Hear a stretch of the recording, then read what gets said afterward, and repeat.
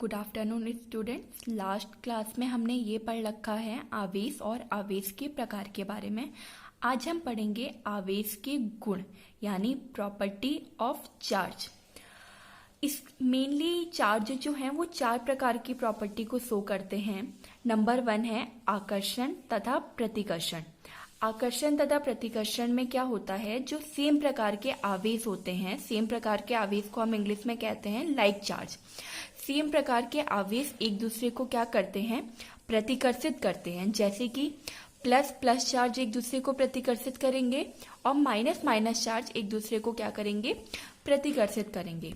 और जो विपरीत प्रकार के आवेश यानी कि अनलाइक चार्ज होते हैं वो एक दूसरे को आकर्षित करते हैं। जैसे कि हमारा प्लस और माइनस चार्ज एक दूसरे को क्या करता है, आकर्षित करता है। ठीक है। नाउ सेकंड इज विद्युत प्रेरण यानी कि इलेक्ट्रिकल इंडक्शन। इलेक्ट्रिकल इंडक्शन में क्या होता है कि जब हम किसी उदासीन वस्तु के पास आवेशित वस्तु को लेके आते हैं तो आवेशित वस्तु उस उदासीन वस्तु के आवेशों को क्या करती है, सेपरेट कर देती है।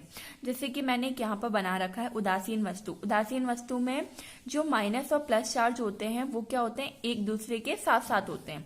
लेकिन जैसे ही हम उदासीन वस्तु के पास किसी आवेशित वस्तु को लेके आते हैं, यहाँ पर हम धनावेशित वस्तु को उदासीन वस्तु के पास लेके आए हैं, तो उदासीन वस्तु के माइनस चार्ज एक साइड आ जाते हैं और प्लस चार्ज जो है वो एक साइड आ जाते हैं। अब हम धनावेशित वस्तु लेके आए हैं तो धनावेश के पास कौन से चार्ज आएंगे, माइनस के सारे चार्ज आ जाएंगे और प्लस चार्ज क्या हो जाएंगे, वो दूसरे साइड चले जाएंगे। अब इसी तरह हम यदि धनावेशित वस्तु की जगह ऋणावेशित वस्तु को लेके आते हैं तो उदासीन वस्तु के प्लस चार्ज क्या हो जाएंगे, एक साइड आ जाएंगे, माइनस चार्ज जो है वो एक साइड आ जाएंगे।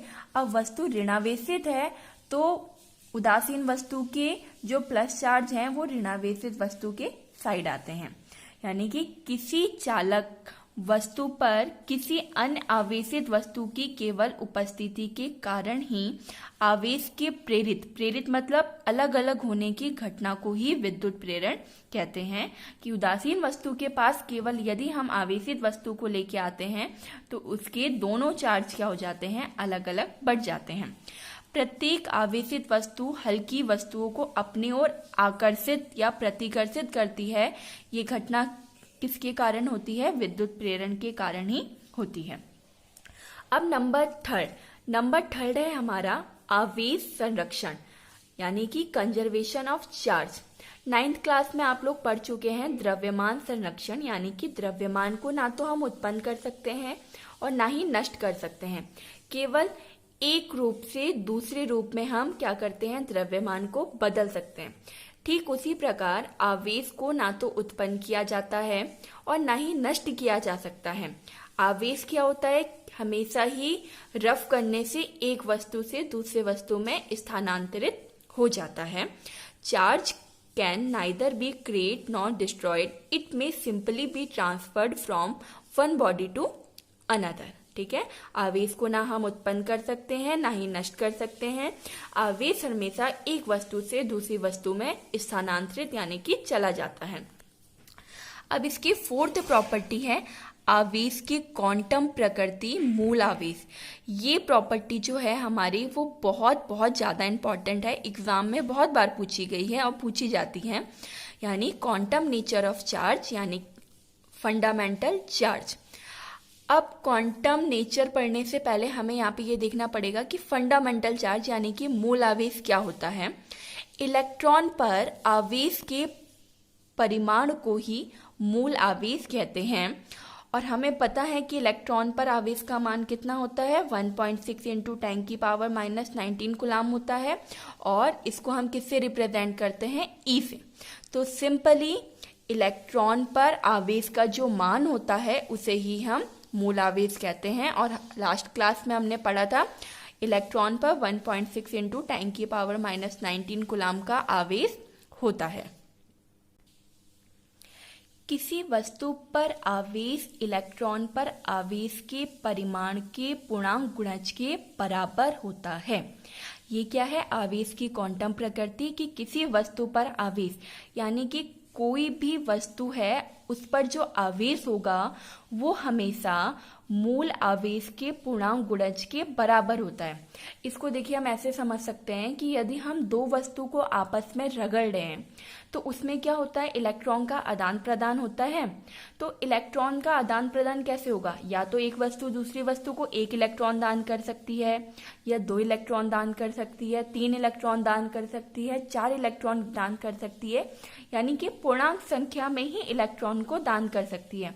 कभी वो आधा इलेक्ट्रॉन, 1.5 इलेक्ट्रॉन, 2.5 इलेक्ट्रॉन, 3.5 इलेक्ट्रॉन, 3.5, 3.7, 4.8 इस तरह कभी भी इलेक्ट्रॉन का दान नहीं करती है। तो किसी भी वस्तु पर आवेश क्या होता है, वो हमेशा ही इलेक्ट्रॉन पर आवेश के पूर्णांक गुणज के बराबर होता है। इसकी डेफिनेशन पढ़ने में हो सकता है कि आप लोगों को थोड़ी सी प्रॉब्लम हो, लेकिन आप इसको अगर समझ के पढ़ेंगे कि दो वस्तुओं में यदि इलेक्ट्रॉन का आदान प्रदान हो रहा है तो वो हमेशा पूर्णांक नंबर में होता है। पूर्णांक नंबर जैसे 1, 2, 3, 4, 5, 6, 7, 8, 9, 10 कभी भी 0.5, 0.7, 1.5, 2.5 इस तरह कभी भी इलेक्ट्रॉन का आदान प्रदान नहीं होता है। तो किसी भी आवेशित वस्तु पर आवेश का मान हमेशा कितना होना चाहिए, इलेक्ट्रॉन पर आवेश के परिमाण के पूर्ण गुणज के बराबर होना चाहिए।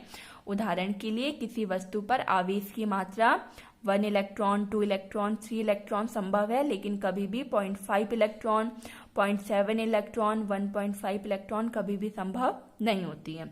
अब एक छोटा सा फॉर्मूला है जो थोड़ा इंपॉर्टेंट है कि यदि किसी वस्तु पर आवेश Q हो और n एक पूर्णांक संख्या है जिसका मान 1, 2, 3 कुछ भी हो सकता है, तो फॉर्मूला होता है Q बराबर प्लस माइनस एन ई। ई क्या है यहाँ पर, इलेक्ट्रॉन पर आवेश का मान। ठीक है, तो आज हमने क्या देखा, आवेश के गुण, प्रॉपर्टी ऑफ चार्ज, जो 4 प्रकार के होते हैं। नंबर 1 आकर्षण तथा प्रतिकर्षण।